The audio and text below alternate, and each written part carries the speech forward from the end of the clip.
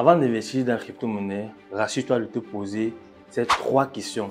Ces trois questions, je les ai prises dans un groupe où je suis avec des amis. Nous tous, nous investissons dans la crypto-monnaie.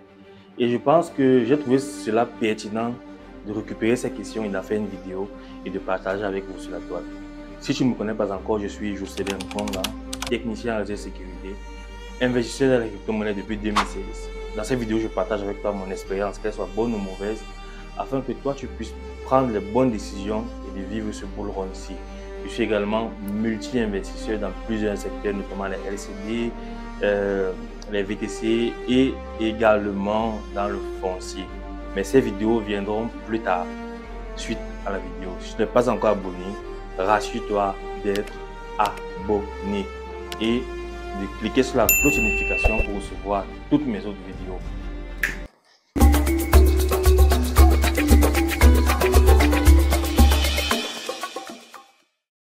Investir dans les crypto-monnaies, c'est PFL, c'est UFC. On mène le même combat, mais le combat est très psychologique. Je suis dans un groupe avec d'autres amis, nous investissons tous dans la crypto-monnaie. Mais hier, dans la journée, je suis tranquille là, je vois des messages qui arrivent. Comme d'habitude, parfois on se donne de la force, on essaie un peu de se moquer de la situation, histoire de banaliser la chose et que cette période passe sans problème. Bon, j'ai un ami, il va vous lire les messages, je crois que je vais l'afficher. Il se m'a posé des questions, il dit, tu veux investir dans la crypto? Première question, tu es prêt à perdre combien? Combien est-ce que tu es prêt à perdre? Parce que la multitude de vidéos qu'on voit sur les réseaux sociaux, en réalité, on nous dit juste qu'on va gagner beaucoup d'argent, que c'est la meilleure période sur laquelle il faut investir. Les indicateurs momentum sont alignés. Si tu investis aujourd'hui, en 2025, tu vas avoir de l'argent. C'est vrai, mais il y a un mais qui se pose. Il y a une chose qu'on ne vous dit pas.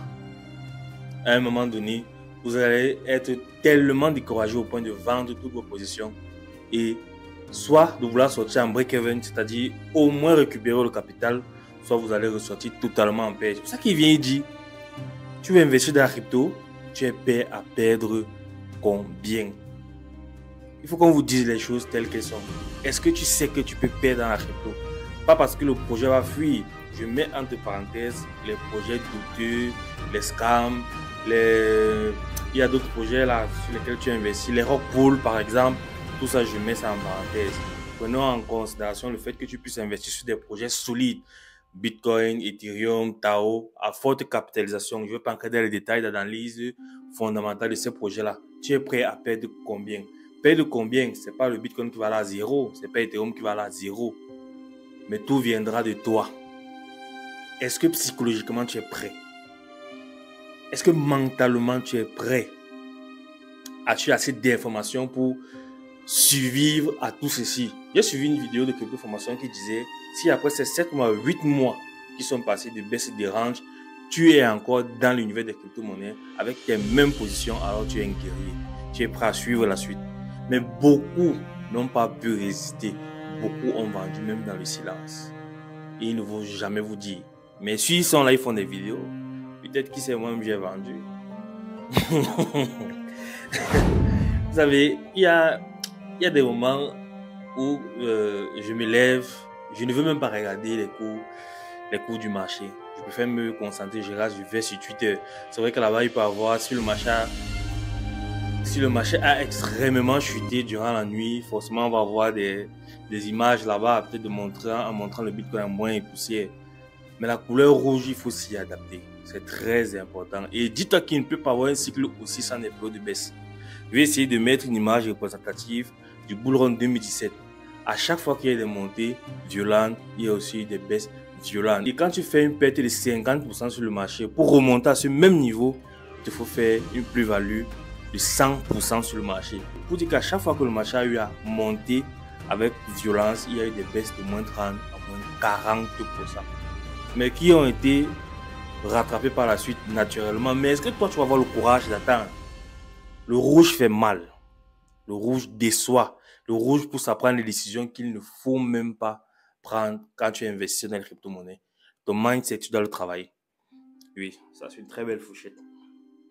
Je ne sais pas pourquoi j'ai eu l'idée de prendre cette fourchette, mais bon, Si tu n'es pas encore abonné, pour faire, tu t'abonnes. Peut-être prochainement, il va prendre la cuillère ou une louche. Anyway, le rouge, c'est très important. Si tu veux investir dans les crypto-monnaies, habitue-toi à cette couleur.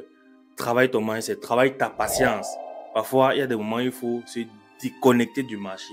Éviter de regarder à chaque fois les cours. C'est vrai, tu es enthousiaste, tu es nouveau. À chaque fois, tu veux. Il y a cette petite routine qu'on a nous tous. Tu te lèves le matin, tac, tu prends le téléphone, tu scrolls.